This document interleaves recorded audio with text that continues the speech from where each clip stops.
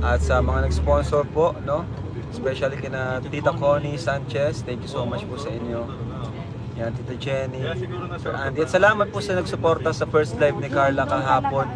Grabe, 155,000 palipad pesos in just, I think 40 minutes lang po yun. Wala pang 1 hour. Grabe.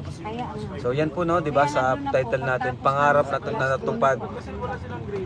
2 down, no? Kasi dalawa na po yung Kalingap Angels na nakapag-travel sa ibang bansa, di ba? Una si Joy, pangalawa si Carla.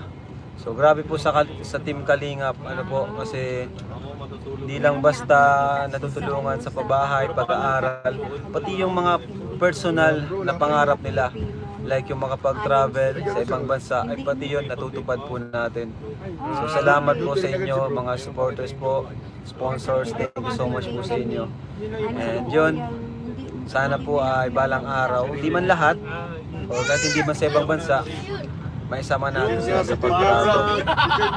So shout out